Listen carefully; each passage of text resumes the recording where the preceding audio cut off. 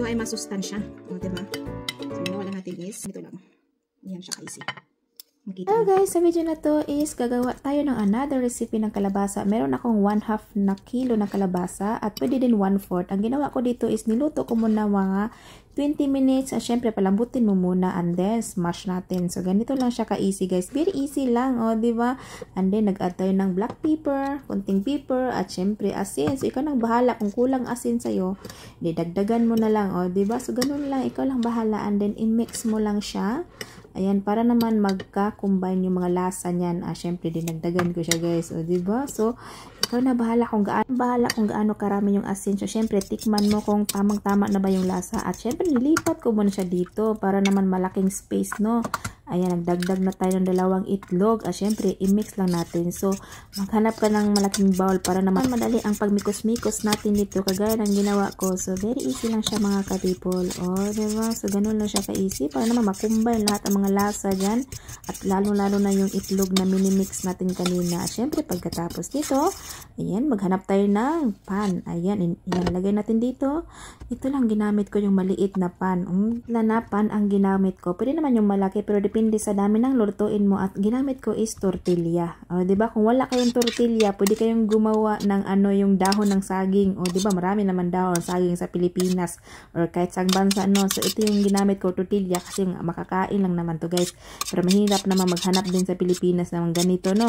Kung gusto mo, gumawa ka na ng bread, yung yung gawin mo. Ganito. Parang bread na flat bread ba? Diba? Syempre, nagdagdag na ako ng spinach. Ayan, pang ano lang to. Dagdag. Lasa na din, o diba, kung kumakain ka nito, kung ayaw mo ng spinach, edi yung malunggay, pwede din malunggay. At syempre, nag-add na din tayo ng cheese. Ito ay optional na yung cheese. Kung ayaw mo ng cheese, bahala ka. Kung gusto naman cheese, damihan mo. O, diba, so nagdagdag na tayo ng rosemary kasi magpabango yung rosemary. Natin sa oven, mga 215, ininit ko, and then binaba ko sa 200 guys. And luto natin sa 20 minutes. O, ganun lang siya. Yan, adjust muna natin.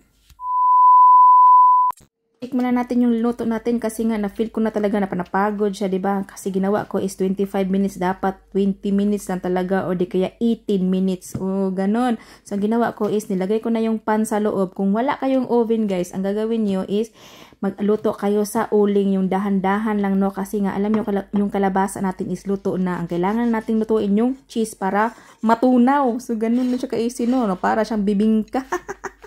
So, syempre, ito na ating ginawa. So, ganun siya. Kita nyo? Sali. Ayan. Nakita natin. O, diba? So, ang gagawin lang natin, guys, is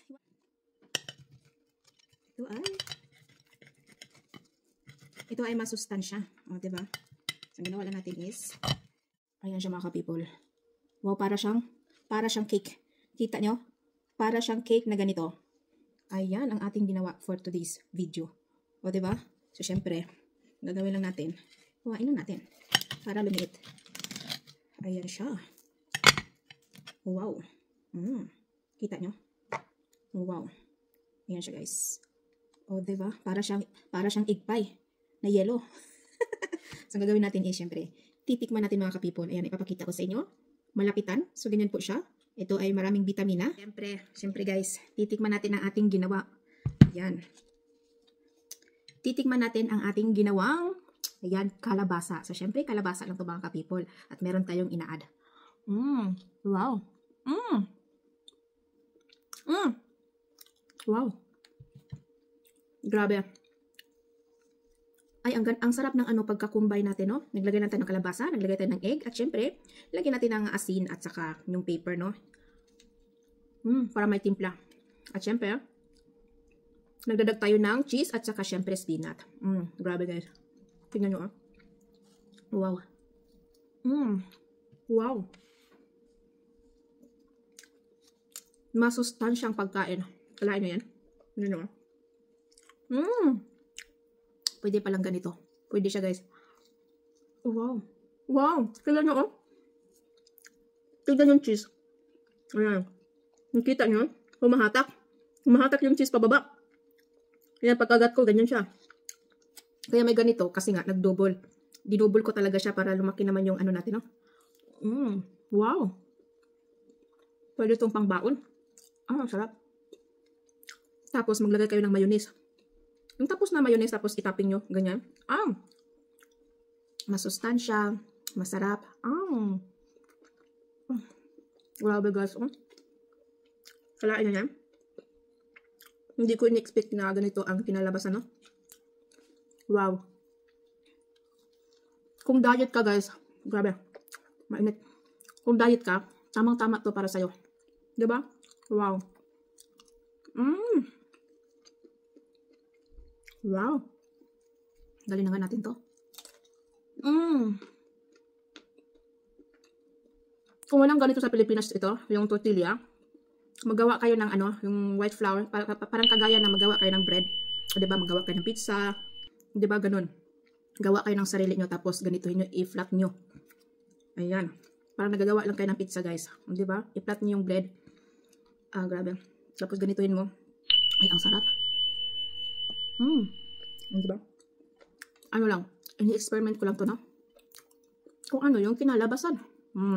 Masarap. Hindi makalain na ganito. Wow! Not bad, guys. Not bad. Ayan. Sarap. So, sana magustuhan nyo ang aking video. Ayan, thank you so much po. So, syempre, kung bago ka lang sa aking YouTube channel, don't forget to like, comment, at syempre, mag-comment ka kung ano yung nakikita mo sa aking ginawa. At syempre, mag-subscribe ka na din. Ayan, thank you so much po, and God bless po sa inyo. Mwah, mwah!